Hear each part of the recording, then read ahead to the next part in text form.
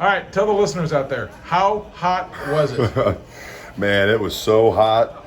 It was so. I would normally have a good joke, but it was so hot that I don't have any more jokes. My brain is fried. It was hot. It was hot out there tonight. It was hot out there all week, But credit to our guys for battling through. And listen, I think tonight, we showed how deep we are, how deep we can be, because we had to rely on our third string, fourth string guys in a lot of different spots. I mean, a lot of guys played in this football game tonight. I think that's a great experience for us as a program. But this was expected. I told the guys today, at our special teams call out, that somebody's going to cramp, somebody's going to go down, and that everybody here tonight who's dressed out has to be ready to play in the game. And we'll watch the film and see what ended up happening. But I would say at least 85 to 90% of our guys played tonight. Did you get lost on the bus on the way over here, or was there some sort of a plan? Now he's got a big grin across his face. Talk about the pregame when you showed up almost at kickoff. Well, I'll tell you what, this summer I had the honor and the privilege of coaching in the Shrine game in Normal, Illinois with the ICA coaches, and Ken Leonard was our head coach. And, the Leonard School of Football, they've got a lot of great tricks and techniques that they do. I don't even want to call them tricks, it's just their culture. One of their things they do is they warm up off-site and they show up right to the very end. I think anybody who has seen a Rochester game at 10th and Jackson can speak to that. These guys are going to show up. They're going to show up ready. They're going to show up right at kickoff. And tonight worked perfectly. Our plan was to get dressed at Q&D, and we hop on our buses, and it's about 6 o'clock. We bust over to John Wood Community College, and we appreciate Brad Hoyt, the athletic director and men's basketball coach there, for accommodating us on a grass practice field. Where we did our warm-ups, and then we bust over here at 6:50 and rolled in.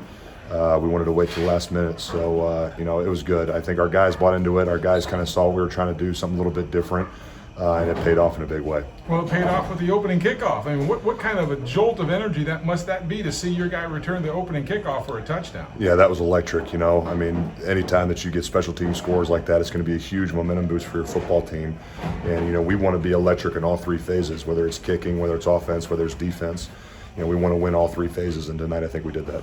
Well, the fact was, if you won one particular side of the ball decisively, it was special teams. You had two blocked punts, the kick return for a touchdown. I mean, I know people just sometimes don't realize how critical special teams are for successful teams. I'll give a lot of credit to our special teams coach, Coach Bacchius. He always comes with a fresh energy, a fresh perspective, and a unique, game plan each and every single week. And certainly this week that was a plan. We talked a lot in the spring about how close we were on a lot of these kickoffs to busting one loose. I think our guys bought into the game plan. They showed up ready. They were excited to have this opportunity for a myriad of reasons. But then to get that opening kickoff and take it to the house, I mean, that was everything you could have asked for. Talk about the play of your new quarterback, Calvin Lavery. First time out there on the field, what'd you think? Yeah, I thought Calvin had a lot of poise. I thought he executed well. Certainly want to keep him in the ball game longer than what we did. And had some growing pains, but certainly better to have to make these corrections after a win than after a loss. So all things considered, I was very impressed with the way that Calvin played tonight. Thought he showed a lot of grit and toughness. I mean, he ran a kid over on our sideline early in the game. That might have been the most excited I've seen you and your sidelines in a long time watching him. I tell you what, anytime a quarterback can truck stick somebody like that, it's going to get an offensive lineman like myself excited. You know what I mean? So that got me excited. That got the boys excited, and the guys just kept riding off of that. And your defense, solid last year. You really rode that defense a long way last season, and you got a lot of guys back. Talk about their play tonight and how they frustrated the Blue Devils. Yeah, I think they just played downhill football, and I think we got to clean up our tackling a little bit. I think we can tackle better, but as far as our execution of our game plan, I thought it was on point, and that we did everything that we needed to do tonight to win the game in all three phases. But certainly defense showed up and showed out. Talk about what needs to get fixed before next week. Yeah, got to clean up the penalties. Certainly, I think it was 8 or 9 penalties. I don't remember 13. Exactly what it was, but how many was it? 13. So there's a lot of things that we got to clean up. Holding calls, stuff like that, hustle penalties, those are things that as a coach you can live with. But the delay of games, those kind of things, late hits and all that kind of stuff, those are things that a disciplined football team cannot do. We have aspirations of playing in a state championship game this year. We want to be in DeKalb on Thanksgiving weekend. But for us to be there, we can't commit penalties like that. Got to rein that in some. Got to take care of the ball a little bit better. I think, certainly it was hot and sweaty and guys kind of had a little bit different ball security, but we got to take care of that football a lot better.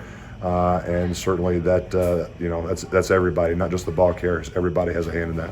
Last question: how's Mrs. Cornell doing? What's the status on the next edition of the family? Yeah, she's 38 weeks pregnant, so she's here right now. I didn't see her on our sideline. I think she was staying over here, but she is, like I said, 38 weeks pregnant. So this thing's going to happen any moment.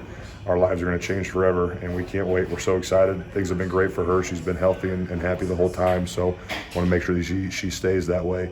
Hope tonight wasn't too exciting for her. I don't think that it was, but I think a close ball game may just be enough to pop that thing out.